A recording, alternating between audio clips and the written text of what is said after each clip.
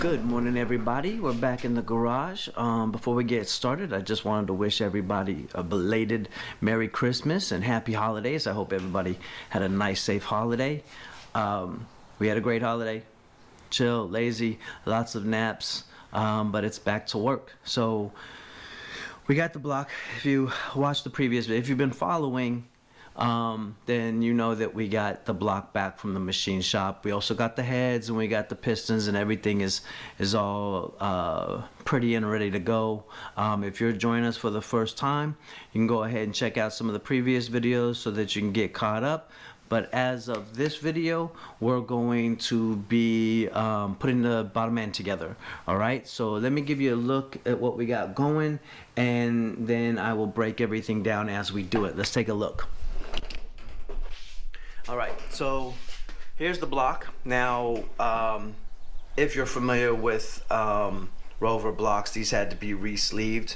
They did get top hat sleeves, so you can kind of see right there. You see that right there? That's the flange that comes on the top hat sleeve. So those are all done. We got all the specs for the main bearings and connecting rods all checked, and everything was in spec, so we didn't have to bore anything over. Everything is going to be, all bearings are standard. So then we've got our bearing sets. These are the connecting rod bearings. Then we've got main bearings. We've also got ARP main rod or main studs, and we've got the head stud kit. We've got a Kent camshaft going in with the Kent lifters. When we get to the section with the heads, you'll see that we also did the Kent springs as well. So basically everything was in spec with the crankshaft. Went ahead and had it polished, and everything was sized out to the pistons, and I had the pistons engraved with numbers. When we get to the piston ring part, we'll discuss the gapping on piston rings, and then we'll also discuss how I chose to clean the piston ring grooves. All right, so without any hesitation, let's go ahead and start getting on it. All right. So it can't be stated enough that you need to have all your information together before you start working on the engine.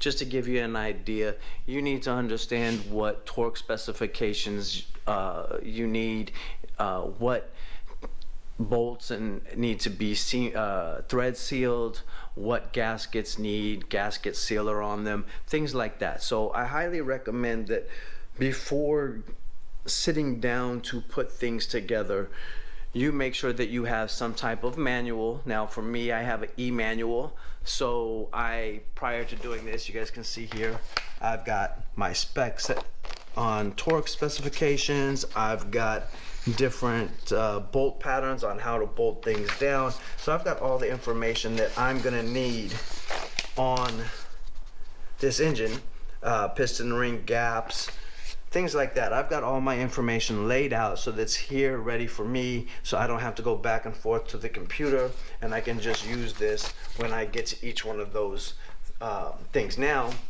first thing I'm gonna do, since they went ahead and they spec'd these out, I'm just gonna remove all of the main caps, and we'll get the bearings placed in and get the crankshaft bolted in and torqued down. All bearing caps are out. Now, I took the time to clean all of the surfaces. So you can see here, this is the surface that's gonna go and ride against this surface here on the bearing caps. I wiped them all down with PB Blaster. You can use WD-40, it really doesn't matter. I'm sure there's some other ones out there. PB Blaster is just my preference, but anything that's a mixture of a solvent and a lubricant or penetrating oil is gonna really help you out. Basically, it will help clean off the surfaces and remove any residues, but also leaves behind a nice slick metal protecting surface, a little bit of oil, and that's gonna help these caps like drop into place easily and also help you with torquing down the bolts. Now for me, I organize things front of the engine to the back of the engine. All these bolts are the old, the factory torque to yield bolts, so they are being replaced, obviously. This is the ARP kit.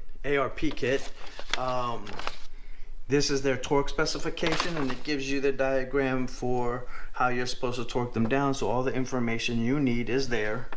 What I didn't expect is that they supplied their version of the Doty rings, or Doty washers. I had already ordered all of the factory Doty washers to put this engine back together. So not a problem. I mean, I think these washers cost me a few cents for each one. So this one does come with all the main bolts plus the side bolts. So, and then main bearings. All right, so I'm gonna go ahead and I'm gonna start with the center bearing. Now,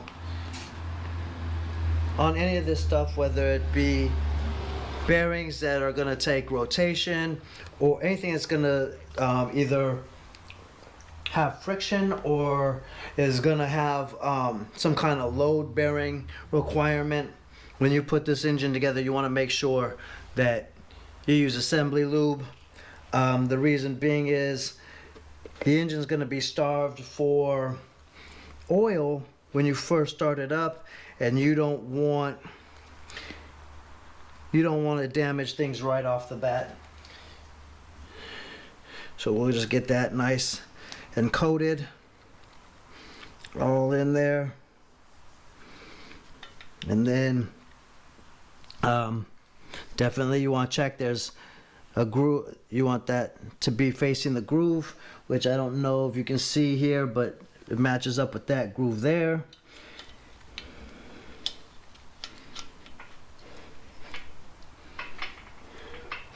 And we'll get that pushed in nice and tight there. All right. Okay. Now we got plenty of oil here in these grooves. Time to lay the crankshaft in.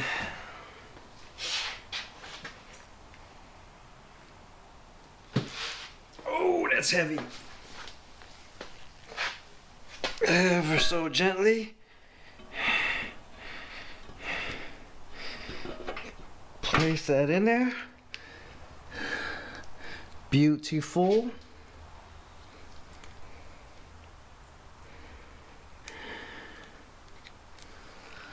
All right, now I'm gonna go ahead and put the rest of these in the caps, and I'm gonna place the caps on. Now that I've got all of the caps in, I'm gonna go ahead and remove all the ARP bolts, get them cleaned up, and then I will re-lube them with their assembly lube. They require that the threads, the washers, and the bottom of the bolt heads be lubricated, just so that you get an even torque across the board. Okay, so just to give you guys a quick glimpse of what I got going on. So I've got all of the bolts now lubricated and placed in. The main cap bolts I just screwed in about finger tight right now, and then all of the side bolts are basically lubed and ready to go. I will torque these down per their specifications, and then I will torque all these down per their specifications. All right, so crankshaft is in. Moment of truth. Spins real nice, feels real good. And we're gonna move on to installing the cam. The camshaft is a pretty straightforward installation. Really the only thing is, one, you want to make sure you don't put it in backwards, and you want to make sure that you put plenty of assembly lube all over this. We're gonna just all over the bearings, all over the lobes, and then you want to be careful. You just want to be gentle getting in so you don't knock a bearing loose or anything.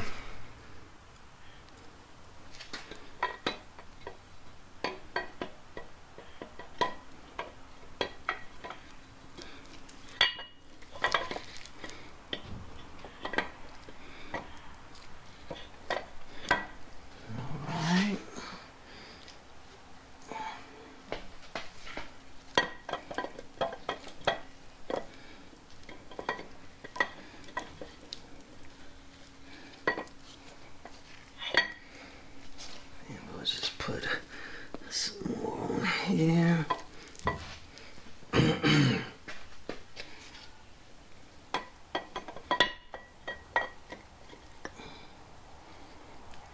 Awesome. Awesome.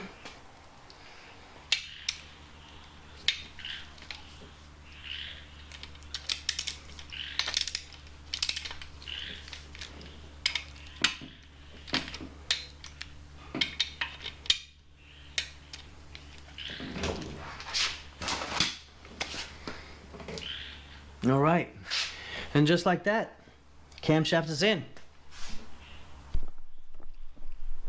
I'm gonna go ahead and take the time to get the timing, new timing chain in, only because the crankshaft is moving really easily right now. The camshaft is moving really easily right now, so it's just gonna be easier. So the key about what's nice and simple about these newer engines is that timing is super easy to set. I don't know if you can see this. It's got a notch right here, and then on the cam gear, it's got a notch right there. All right, and these two notches have to be lined up like that in order to be in time. What's nice about this is that exactly 180 degrees of that is the notch for the timing gear. Okay, so I've watched other videos. I've watched people really like fiddle with this and have a lot of issue. Excuse me, guys. A little bit of a cold going on, but it's really not that difficult. You want to make sure that this here, the cam groove, the gear groove is facing up. You want to make sure that this notch is facing up, and then you're just gonna put the chain on, and you're gonna line them up, and then you're gonna put it on and bolt it down, and bam, it's in time. All right, so let's go ahead and get that installed, and then we can move on to the pistons. Good morning, everybody. It's the next day. We unfortunately had to take a break from the engine because we got another project going on. Had to step away. We had some concrete poured yesterday, and I'm super excited about it. Right here, put this in. This is specifically for me, just because once I put once I start on the suspension, it's not gonna work. Won't fit in the garage. So if I actually do the suspension in the garage, then I won't be able to get it out, and I can't do the suspension here. I don't know if you can really tell, but I have a pretty steep incline on this driveway. So pretty excited about that, but let's get on to our next project. Got the timing chain in. We got a camshaft, crankshaft all in and torqued down. Everything to this point is torqued, and next project is pistons. So I'm gonna give you a run through on my process and some things to look forward to, and then we'll get them in.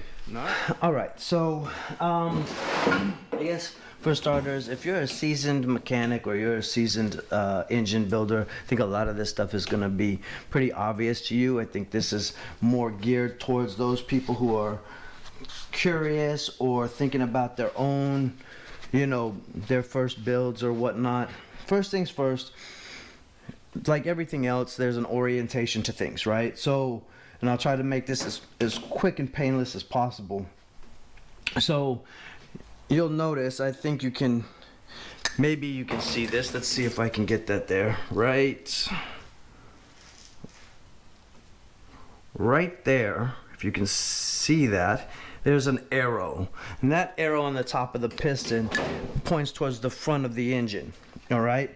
Now, corresponding with that is this button here, this little knob, all right, which also faces the front of the engine. Now, all these pistons are right now arranged in the order that they should be, cylinder 1, 2, 3, 4, and so on, in the arrangement that they have to be in now. And so you'll see this one here has the same arrow, and on that same side, you've got the knob, all right? So, but also, your connecting rods also have to be in a certain position so that they are, because they're offset, they need to be aligned properly as well. But in this instance, with the 4.6, personally, I find it confusing the way the manual sets it up. So they say on the left hand, and that's from the drivers, your arrow towards the piston should be oriented towards the front of the engine with this knob here. But then if you look, there's also a knob on the connecting rod, okay? So, but for the left hand side, that knob is facing towards the back. And then if you look over here for the right hand side, arrow, knob, and knob all facing towards the front. So for me, I find that to be just a little confusing. For me, I find it easier if you're pointing forward, your knob is pointing towards the front of the engine, then when you look at the connecting rod grooves here for the bearings, those right there, they should be pointing outwards from the block. Okay, not inwards. All right, so if you look at this being the right hand side, arrow, knob, these are to the outside. And you look at the left hand side, arrow, knob, and to the outside. All right, can you see? I got that right there. All right, so that's just lets you know that the pistons themselves, just like every other, you know, part on here, they come with identifying marks to let you know if you get mixed up, then you know how to orient your parts. And this is super important to do. You want to make sure that you match the cylinders with the cylinders that or the pistons with the cylinders that they came out with. Always you want to do this, because part of the break-in process is actually like the last part of the machining process, where your piston rings get broken in with the cylinder walls and they match. All right, so if you switch them up, then they're not going to seal properly. So when you're taking pistons out and you know you're going to reuse them without changing anything, then you need to make sure that you mark each piston with the corresponding cylinder that it goes to. This is extremely important. When you have the machining process done, each piston is measured and the bore is matched for the cylinder. So once they match each cylinder to each piston, then numbering the pistons comes in handy again. For me and what they do down at Q&E, they were nice enough. I think you can see right there, that has a 2 on it. So what they did was they measured, in this instance, cylinder 2. They measured piston 2, and then they took that measurement and they bored cylinder 2 to the right specification, and then they identified the piston so that now this piston can go right back where in the cylinder that it's meant for. All right, and because all of these measurements here will differ, and it's such a precise specification with really close and tight tolerances, you need to make sure that you know how to identify them after the machining process, even when you're putting in new rings. All right, so on the topic of rings, now you want to make sure that these ring grooves are completely clean. First of all, I took all 8 pistons and I put them upside down in acetone overnight. This is what it looked like the next day. All right, so that acetone is already breaking up the carbon that is all over the piston, because that's also, if you look at my pistons, all my domes are perfectly clean as well. So basically I leave them in about 12 hours, 12 to 24 hours, and then what I do is I place them in a sonification machine. With this method, I set my piston up, it runs for 30 minutes, it comes out, I scrub it. 9 times out of 10 it doesn't need another round, and I move on to the next piston, and I just continue that process till they're all clean. Now, the reason why you need to have them all clean is because when these piston rings are, I mean, you'll align them properly, and we'll discuss that in a second, but the reason why you want these piston rings gaps, grooves, completely clean is because your piston rings will need to rotate. And if they can't rotate, what will happen is they won't seat properly, and then you end up breaking them, you get blow by, you can just, it just isn't a proper, it's not a proper functioning ring at that point. So I just sprayed in a little WD-40, wiped it down, then put a little coating of WD-40 in there, and then the first ring is gonna be one of the oil control rings. Then I'm gonna slide that in there. Then I'm gonna use piston 1 to push it in about halfway, just so it's square, just so that it's flat, and there it is.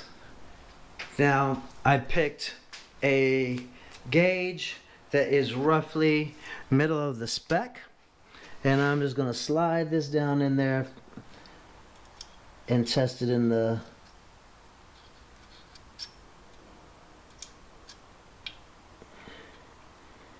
that is a nice fit.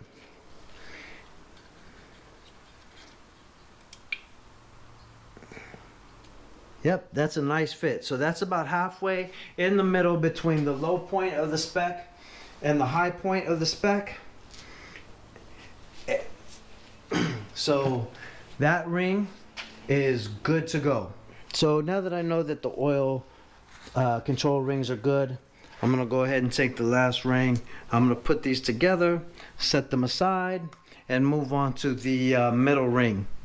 Middle rings, I don't know if you can see this in here, but middle rings are actually directional. All right, so some of them will say top, some of them will have an indentation of a dot right there. All right, either one of those, if it says top or it has this is facing up on the piston. This is facing towards the top of the piston. So I'm gonna check the gap with it also facing up, okay? Now this one is 0.503.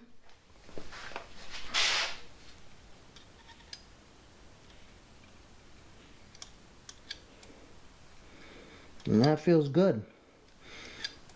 That feels good right there. So that's about halfway between the low spec and the high spec. So that's about exactly where I want it to be. Go ahead and pull that out, and I'll set that aside. Now, at least on this set, the top compression ring is multi-directional, so it can go in this way, it can get this way. As you can see, I don't know if you can see, but no top marking, no top marking. So we'll just slide this in there. Right on. Awesome. That feels good. So yep, it looks like these are already pre-gapped. Everything was pretty much dead center of the factory spec. So now that we know these are good, I'm just going to go ahead and put them on the piston. Okay, just like that, piston rings are done, at least on cylinder 1. I'm gonna that gap there, make sure that gap is over there, make sure they're all free spinning, and they look good.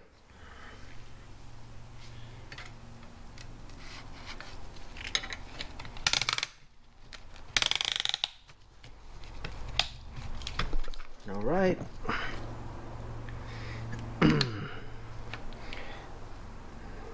I want to make sure I'm oriented right. I've got my arrow. I've got these to the outside of the block. What I'm going to do is I'll take some assembly lube, put it all around the inside of the cylinder. Oh, you know what? I'm getting ahead of myself. I need to take these caps off. A little bit of that.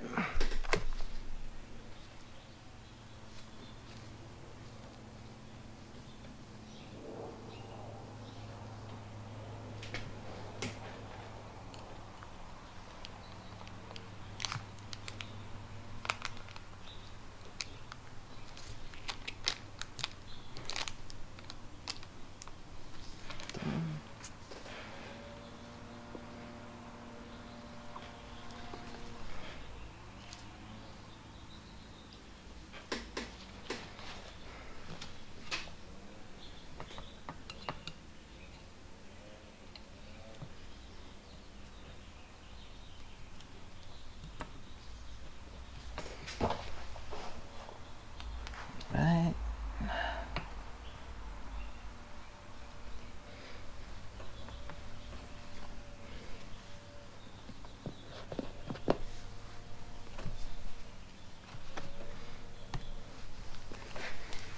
Now I'm going to go ahead and take some of this assembly lube and put it in the cylinder. I'm going to take my little wood hammer, the handle.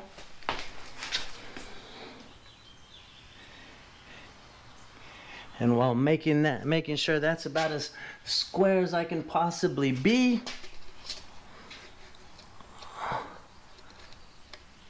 let's tap that bad boy in.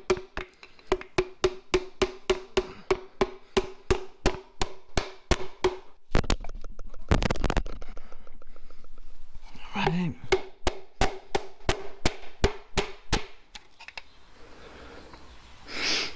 Just like that. We are in. Right here, I've got brand new connecting rod bolts from Land Rover. Cap is put on. I've got the caps, the bolts in place. I'm not going to torque them down. I'll wait until I get all the pistons in, and then just bam, bam, bam, bam, bam, and torque them down. Okay. All the pistons are in. All the connecting rod bolts are in. Caps are oiled, cleaned. I cleaned all the surfaces before putting them together. And everything is hand tight at this point. So now it comes to torquing everything. So I'm gonna do one and show you guys the process and explain what's going on, and then I'm not gonna cover the rest. So these are what's called torque to yield bolts, which means they've got an initial torque specification, and then beyond that you need to turn them a certain number of degrees. Now for this particular engine, I think it's 15 foot-pounds of torque, and then an additional 80 degrees. All right, so torque wrench set to 15 foot-pounds, and here we'll just tighten them down a bit.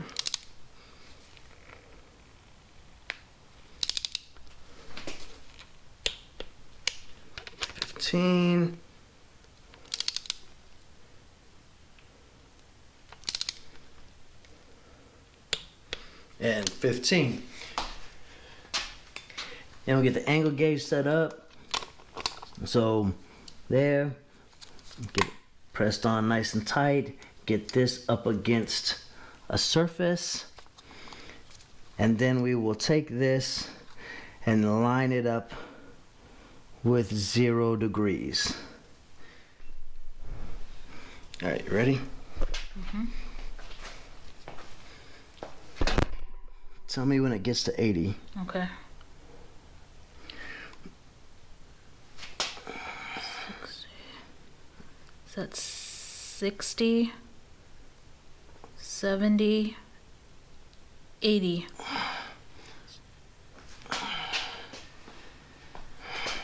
And slow down. You're now, keep going. A little bit more. Keep going. Keep going. You've got another 5 degrees. Keep going. Keep going. Just, and almost there. A little bit more. 80. Done. And it is stay there. Okay. All right, people. One would hope that that would go a little bit easier. We had several problems. This is a cheap piece of shit and wasn't assembled completely to begin with, so it was falling apart. This is garbage, so she needed to, my lovely assistant here, had to actually hold it steady, and she doesn't know this yet, but she only has 14 more of these to go. So every bolt is in at 15 foot-pounds and then 80 degrees worth of stretch. Everybody please thank my amazing wife, because had she not been here to help handle a crappy gauge, this would never have this would have been the end of this video, and it would have been a second before we got back. So thank you, love. I chipped a nail. You owe me a manicure. Yeah, I got you. Don't you worry. All right, let's now we're gonna go ahead and get to the timing cover, and I think that might actually do it. Now this is a new camshaft sensor. In here is where your oil pump is. Now I didn't really have like too much of an issue with oil pressure beforehand, but this is where your oil pump is. I purchased a new gear. I've already put in both assembly lube. I soaked all the gear and everything and all the surfaces in assembly lube, but then I also put Vaseline in, and the Vaseline will help create suction when you initially start the engine, because you're not going to have anything, and it takes a little bit of time to actually get this pump flowing, and so you really just want to expedite engine pieces getting the engine oil that they need. So we'll go ahead and get this thrown on, and I mean it's all buttoned up. I've already got the front main seal in. I will wait to do the water pump until I'm buttoning up all the exterior stuff, but we're all set. So let's get it. Almost an immediate change of plans, guys.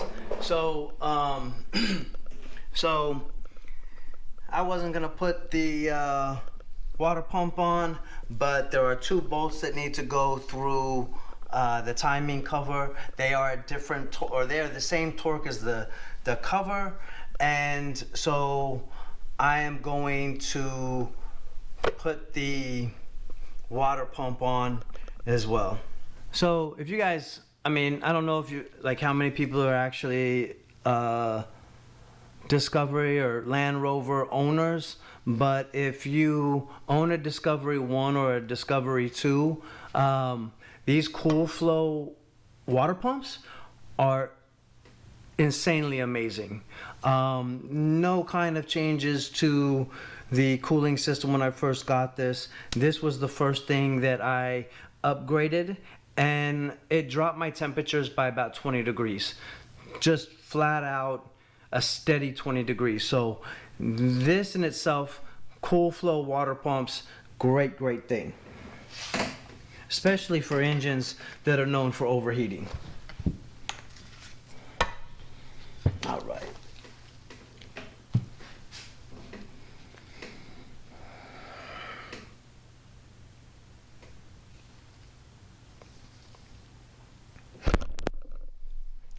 All right. There's that.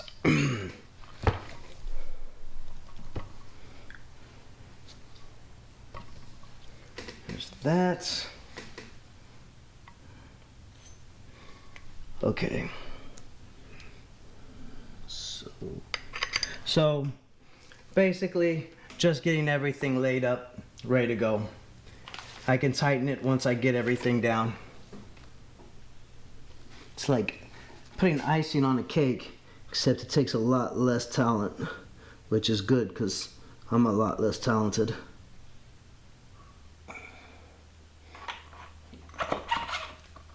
There we go. All right.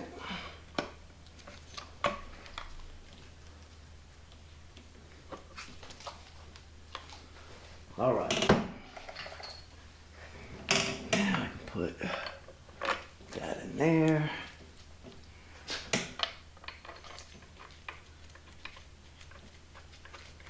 There.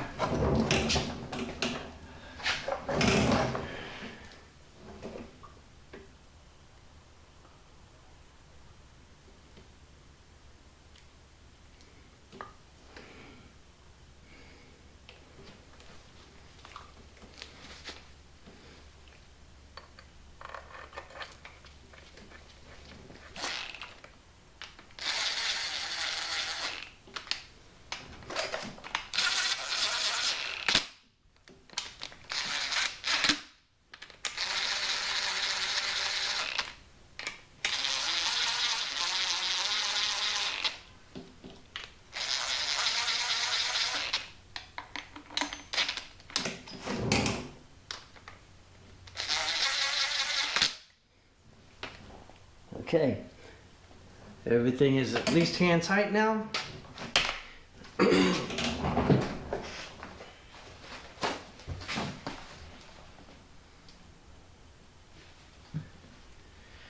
these bad boys torqued down.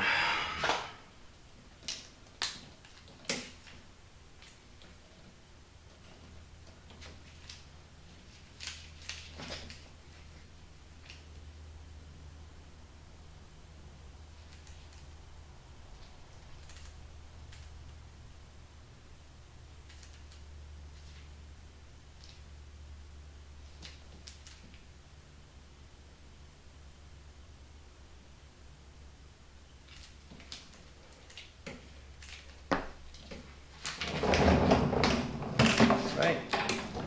And I got my torque direction, or my sequence right here.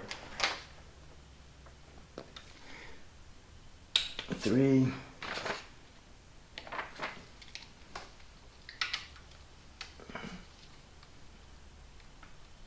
4.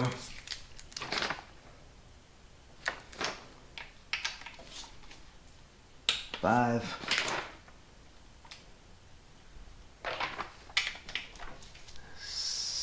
6.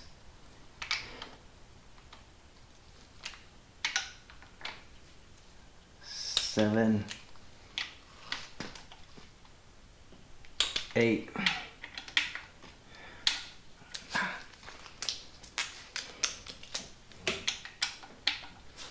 9. All right, now we're gonna move on to the water pump bolts. And I am going to go with a start pattern with this one as well.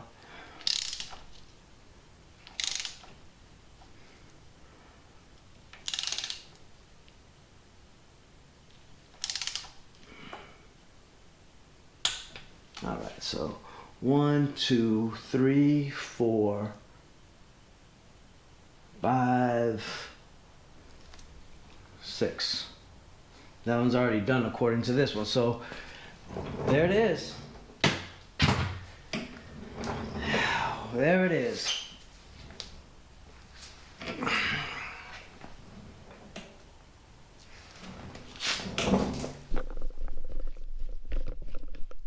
All right, guys.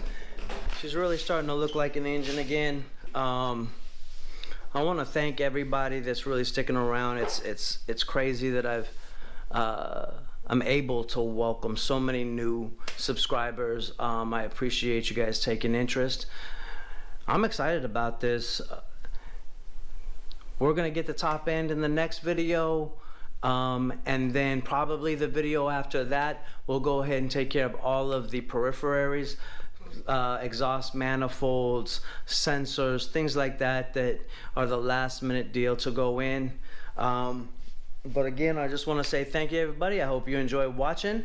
Like, subscribe, share, tell all your friends about it, and we'll see you back on the next one. All right? Peace.